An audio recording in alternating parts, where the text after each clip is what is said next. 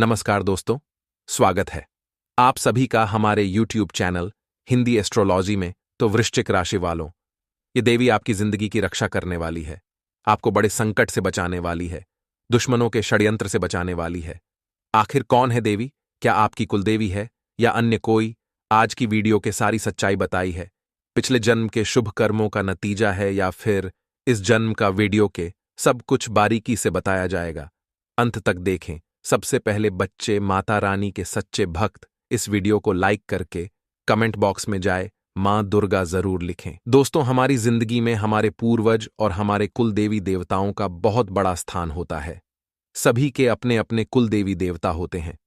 अगर आप नहीं जानते कि आपके कुल देवी देवता कौन हैं, आपके इष्ट कौन हैं, आपके पूर्वज कौन हैं, आपको नहीं पता है तो कुछ मत करिए।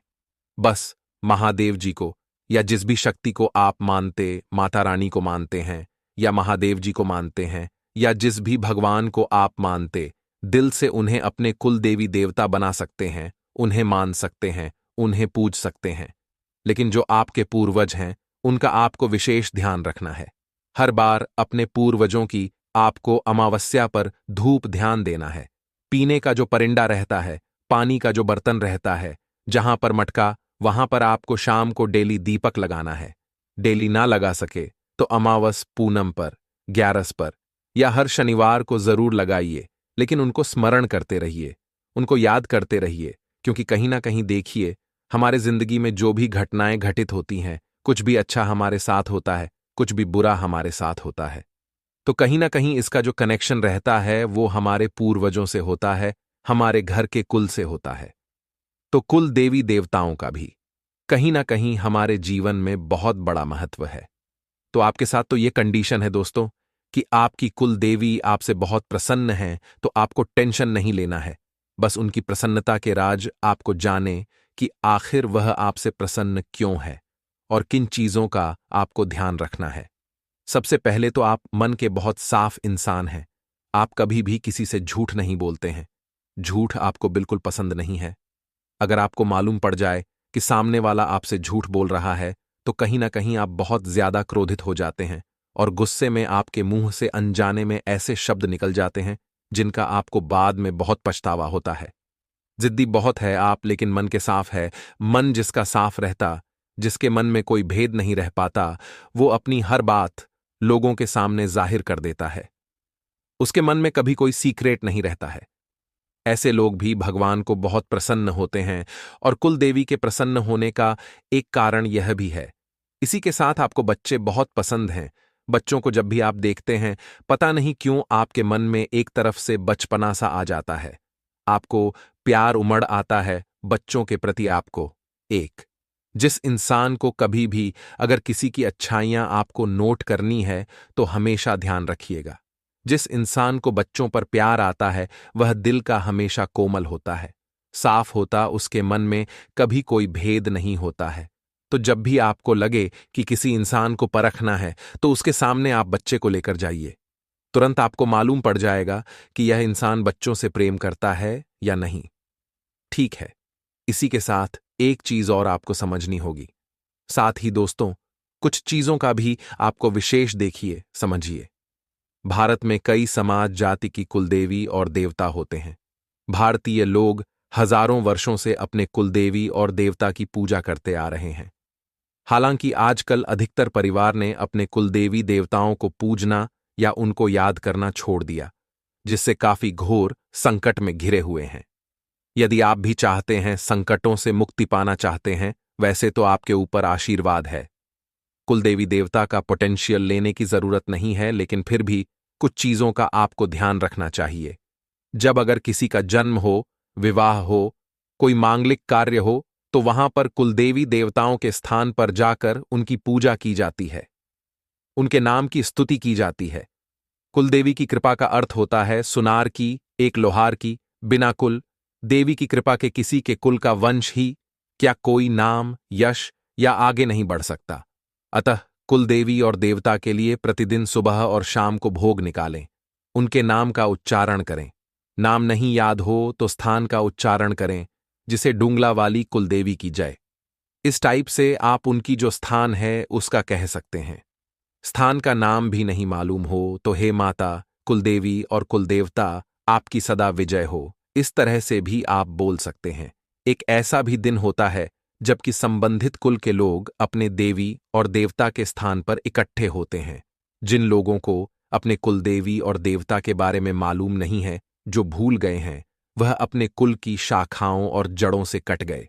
कुलदेवी या कुलदेवता के स्थान से आपके पूर्वजों का पता लगता है, जिससे यह नहीं आते कि भेरू महाराज और दुर्गा माता के मंदिर में जाकर उनके नाम का भोज चढ़ाएं और पूजा करें। इससे कुछ भी नहीं मालूम है, वह भैरव जी के मंदिर में जा सकते हैं। दुर्गा माता के मंदिर में जाकर के उनके नाम का भोग लगा दीजिए। कुलदेवी या देवता के स्थान पर जाकर एक साबुत नींबू आपको लेना चाहिए और उसको अपने ऊपर से 21 बार से वार करके उसे 2 भाग में काटकर एक भाग को दूसरे भाग की दिशा में और दूसरे भाग को पहले बाकी दिशा में फेंक दें। इसके बाद कुलदेवी या देवता से क्षमा मांगकर अच्छे से पूजा पाठ करवाएं और सभी को दान दक्षिणा दें। कुलदेवी की पूजा करते समय शुद्ध देसी गाय का घी, धूप, अगरबत्ती, चंदन और कपूर जलाना चाहिए। साथ ही प्रसाद स्वरूप भोग भी लगाना चाहिए। कुलदेवता को चंदन और चावल का टीका अर्पण करते समय ध्यान रखें कि टूटे हुए अखंडित चावल ना हो। कुलदेवता को हल्दी में लिपटे पीले चावल पानी में भिगोकर अर्पण करना बद्धा शुभ माना जाता है। पूजा के समय पान के पत्ते का बहुत महत्व है, जिसके साथ सुपारी, लौंग, इलायची, गुलकंद अर्पण करें। कुलदेवी या देवता को पुष्प चढ़ाते समय आपको इन्हें पानी में अच्छी तरह से पहले धो लेना चाहिए। सभी देवी देवताओं की पूजा जिस तरह सुबह शाम की जाती है, उसी तरह कुल देवी देवताओं की पूजा भी दीपक जलाकर आपको करनी चाहिए। तो ये कुछ चीजें हैं जिनका आपको विशेष ध्यान रखना है। हमारे घर के जो कुल देवी देवता रहते हैं वो बहुत ही महत्व रखते हैं। हमारी जिंदगी में उनका आशीर्वाद हमारे लिए बहुत ही महत्व रखता है। तो दोस्तों, जब भी आप अपनी जिंदगी में कोई अच्छा कार्य करें, कोई अच्छी प्रगति करें, कोई अच्छी अपॉर्चुनिटी आपको मिले, कोई अच्छा बड्ढा अवसर आपको प्राप्त हो, तो कहीं न कहीं आपके कुल देवी देवताओं का आपके ऊपर आशीर्वाद रहता है और इस आशीर्वाद की वजह से ही आपकी जिंदगी की गाड़ी चलती है। तो जब भी आपको लगे कि इन्हें याद करना है और आपको कुछ भी पता नहीं है, तो भैरव जी के मंदिर में आप चले जाइए। रविवार जा सकते हैं आप, हर रविवार को आप जा सकते हैं। हर रविवार नहीं जा सकते तो महीने के किसी एक रविवार को या फिर पूनम के दिन भी आप जा सकते हैं। पूनम के दिन आप भेरू जी के मंदिर में जाइए, दुर्गा माता के मंदिर में जाइए और उनके नाम का कुछ भी प्रसाद या भोग चढ़ाकर आप वहां से आ सकते हैं। इसी के साथ एक चीज और समझिए दोस्तों, कि हमारे जीवन में जो उतार चढ़ाव हैं वह चलते रहते हैं। कभी भी प्रॉब्लम्स देखे, किसी की जिंदगी में खत्म नहीं होती है। सभी की जिंदगी में कुछ ना कुछ चलता ही रहता है। एक संकट आता है, दूसरा गहराता फिर चला जाता है, फिर तीसरा आता है। तो इन चीजों से घबराना नहीं है, हमें उभर के बाहर आना है। अगर आपकी जिंदगी में बहुत ज्यादा संकट है, आपको लग रहा है कि कोर्ट कचहरी का मामला दिन प्रतिदिन बढ़ता जा रहा है, खत्म होता है, दूसरा आ रहा है, घर में गर्भ नहीं ठहरा, घर की बहू बेटियों को प्रतिदिन हर बार कुछ ना कुछ प्रॉब्लम आती रहती है, तो मिसकैरेज भी हो जाता है। इस कारणवश या फिर आपके घर में रोग से पीड़ित कोई ना कोई इंसान रहता या कोई गंभीर रोग लग जाता है। खर्चे बेवजह के होते रहते हैं, खर्चा हो रहा है, फिर दूसरा खर्चा वापस आ रहा है। घर में लक्ष्मी नहीं, डिग्री है, कोई ना कोई आए दिन परेशानी चलती रहती है। मन नहीं लग रहा, मन बेचैन है, दिमाग काम नहीं करता है, हमेशा डर बना रहता है। तो यह चीजें कहीं ना कहीं पितृदोष की ओर इशारा करती हैं। तो आपको पितृदोष का निवारण करना चाहिए, पितरों को याद करना चाहिए और जहां तक संभव हो, जितना ज्यादा आप दान पुण्य कर सकें, दान दक्षिणा दे सके, उतना ज्यादा आपको अपनी अपेक्षा अपने सामर्थ्य के अनुसार करना चाहिए। क्योंकि अगर आपको इन सब मुश्किलों से कोई निकाल सकता है तो सिर्फ पितृदोष है। तो पितृदोष के उपाय आपको करने चाहिए। प्रतिदिन आपको सूर्य नारायण भगवान को अर्घ्य देना चाहिए, सुबह जल्दी, और ओम सूर्याय नमः मंत्र का जाप करना चाहिए। इसी के साथ आपको अपने पितरों को खुश करने के लिए शनिवार के दिन सुबह पीपल के पेड़ पर जल चढ़ाना, उनकी 7 परिक्रमा करनी है। फिर शाम को शनिवार के दिन पीपल के पेड़ के वहां जहां करके अपने घर से आटे का दीपक ले जाकर सरसों के तेल से उस दीपक को जलाना है।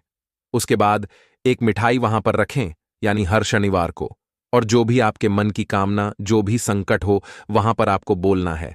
आपको फायदा जरूर होगा। हमारी जिंदगी में जब भी हम जीवन में आगे बढ़ाते हैं, हमारे टांग खींचने वाले लोग बहुत ज्यादा बढ़ा जाते हैं, क्योंकि जो जिंदगी है ये कबड्डी की तरह है। यहां पर जैसे ही कोई सफलता की लकीर को छूना चाहता है, वैसे ही लोग उसकी टांग खींचने लगते हैं। ऐसे में बहुत ज्यादा जरूरी है कि भगवान का साथ आपके पास हो। ऐसे में बहुत ज्यादा जरूरी है कि भगवान का विश्वास आपके साथ हो, और वह इंसान जीवन में कभी हार नहीं सकता जिसके ऊपर स्वयं परमात्मा का हाथ होता है।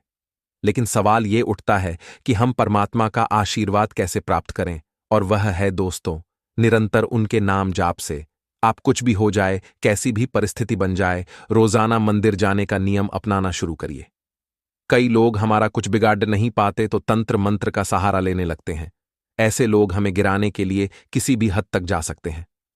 लेकिन शास्त्रों में भी लिखा हुआ है कि जो भगवान का भक्त होता है, जिसे भगवान पर विश्वास होता है, इस प्रकार के तंत्र मंत्र उसका बाल भी बांका नहीं कर पाते। उसके ऊपर इस तंत्र मंत्र का कोई असर नहीं होता, क्योंकि ऐसे भक्तों के घर पर स्वयं देवी मां रक्षा कवच लगाती है, यानी कि यह शक्ति स्वयं आपके घर की रक्षा करती है। आपके घर में नकारात्मक ऊर्जा है, अगर होगी तो कभी भी देवी मां का प्रवेश आपके घर में नहीं हो पाएगा। और सवाल ये उठता है कि नकारात्मक ऊर्जाएं हमारे घर में आखिर होती कब है? जब दोस्तों आपके घर में सुबह शाम सही समय पर झाड़ू नहीं लगती, पोछा नहीं लगता, तो समझ सकते हैं कि गंदे वाधा कितना ज्यादा हो जाता होगा। इसके अलावा जब गंदी वाधा होता है, स्वच्छता नहीं होती, तो परिवार के सदस्यों के दिमाग अपने आप ही अस्त व्यस्त हो जाते हैं, क्योंकि उस घर में नेगेटिव एनर्जी आने लगती है। जहां पर स्वच्छता होगी वहीं पर सकारात्मकता होगी, जहां पर अस्वच्छता होगी वहां नकारात्मकता का आना तय है। तो ऐसे में जो दिमाग है सभी के अस्त व्यस्त हो जाते हैं। आपस में वे लोग लड़ने लगते हैं, प्रॉपर्टी का बंटवारा करने लगते हैं, एक दूसरे को गाली गलौज करने लगते हैं। अब पारिवारिक माहौल तो पूरी तरह से खराब हो गया।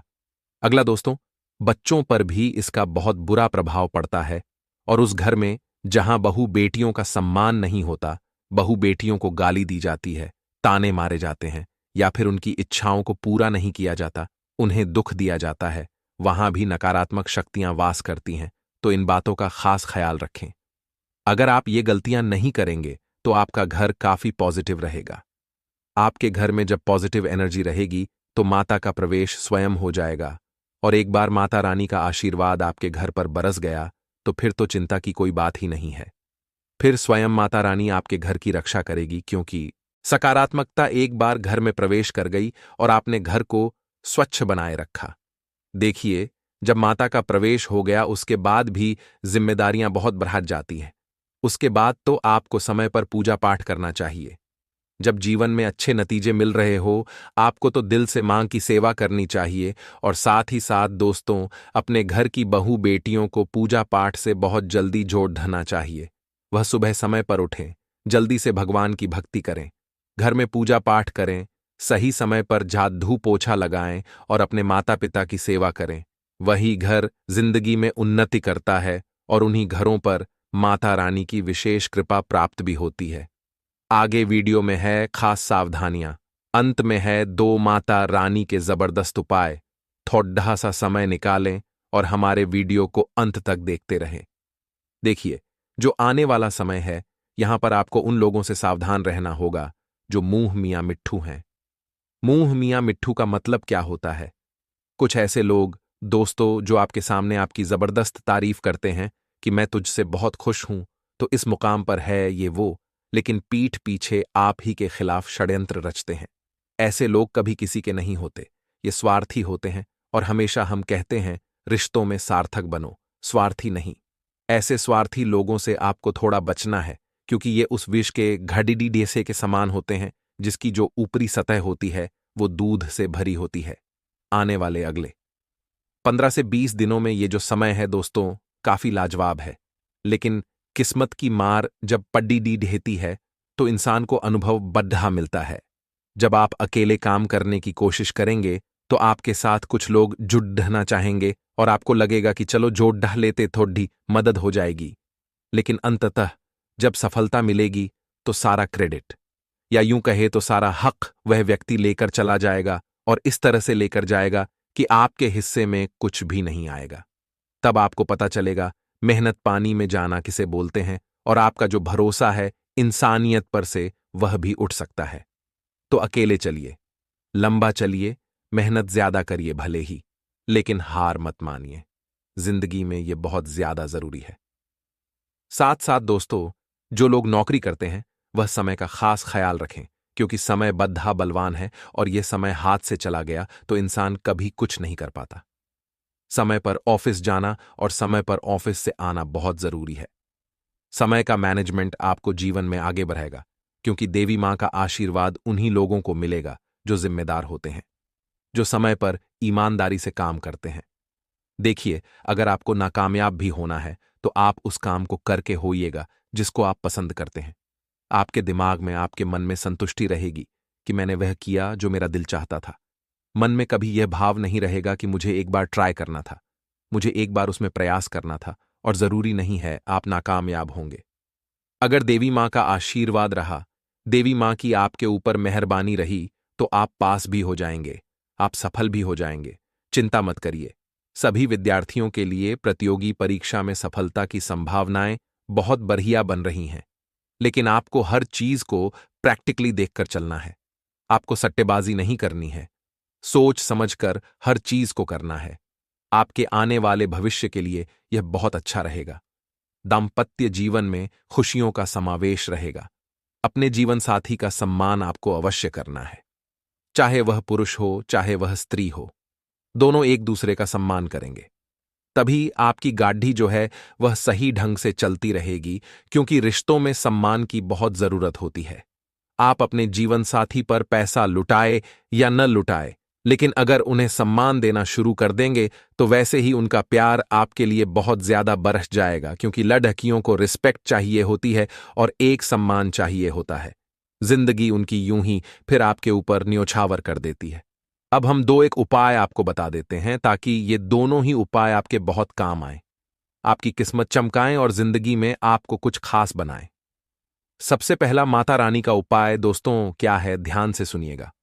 आपको क्या करना है, माता रानी के सामने एक ज्योत जलानी है, लगातार 11 दिनों के लिए। ज्योत पूरी 11 दिन के लिए होगी और शुक्रवार के दिन से शुरू होगी। 12वें दिन 5 कन्याओं को घर बुलाना है और उन्हें खीर खिलानी है। सामर्थ्य अनुसार भोजन भी करा सकते हैं। दक्षिणा देकर, पैर छूकर आपको उन्हें विदा करना है सम्मान के साथ। बहुत बढ़िया उपाय है, करके देखिएगा, लाभ बेशुमार होगा।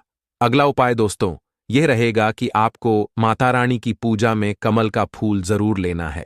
मां लक्ष्मी को कमल का फूल अति प्रिय है, कमल गट्टा भी अति प्रिय है। तो आप कमल गट्टे की माला से इस मंत्र का जाप अगर शुक्रवार के दिन करते हैं तो लाभ आपको जरूर होगा। वो मंत्र है दोस्तों, ओम श्रीं श्रीये नमः। आपके घर में धन की कभी कमी नाव में बहकर कोई भी निर्णय ना ले, वरना दूसरों की बातों में आकर अपना नुकसान ही कर बैठेंगे। जमीन जायदाद से संबंधित कोई भी कागजी कार्यवाही करते समय आई तरह जांच पड़ताल करना जरूरी है। विद्यार्थियों को अपनी पढ़ाई पर अपना ध्यान केंद्रित रखें। दोस्तों, युवा वर्ग विशेष रूप से ध्यान रखें कि व्यर्थ की दोस्ती और गतिविधियों में समय व्यतीत ना करें, क्योंकि इसका कोई भी उचित परिणाम हासिल नहीं होने वाला है। योजना बनाने के लिए साथ साथ उन्हें कार्य रूप देना भी अति आवश्यक है। इस समय कोई भी लेन देन करना आपके लिए नुकसानदायक रह सकता है, इसलिए दोस्तों इन पर आप सावधान रहें। साथ ही साथ दोस्तों, अवांछित लोगों के साथ मेल मुलाकात रखना आपकी मानहानि का कारण बनेगा तथा समय भी बर्बाद होगा। कोई व्यक्ति आपकी भागता और उदारता का फायदा उठा सकता है, इसलिए किसी पर विश्वास करने से पहले सभी पहलुओं पर अच्छी तरह सोच विचार अवश्य कर लें। दूसरों के मामलों में बिना मांगे हस्तक्षेप करना आपको मुसीबत में भी डाल सकता है, इसलिए अपनी क्षमता पर विश्वास रखें। इस समय किसी भी यात्रा को स्थगित रखना ही उचित है। कुछ समय बच्चों के साथ भी जरूर समय व्यतीत करें, इससे उसका मनोबल बढ़ेगा। दोस्तों, कुछ समय आत्म मनन और चिंतन में लगाएं, इससे आपका मनोबल भी बढ़ेगा। घर के किसी सदस्य के विवाहित संबंधों में परेशानी आने से तनाव रहेगा। धैर्य और श्रम रखना आपके लिए सावधानी रहेगा। विद्यार्थी अपने पढ़ाई पर ध्यान दें। मुश्किल आने पर टीचर की मदद लेने से संकोच ना करें। साथ ही साथ दोस्तों, पड़ोसियों अथवा मित्रों के साथ व्यर्थ की वसबाजी में ना पड़े, इससे संबंध खराब होंगे और आपके कार्य में भी व्याधाम आएंगे। अध्यतरण लोगों को अपने पढ़ाई के प्रति और अधिक ध्यान देने की जरूरत है, अन्यथा दोस्तों, लापरवाही का असर आपके रिजल्ट पर भी पड़ सकता है।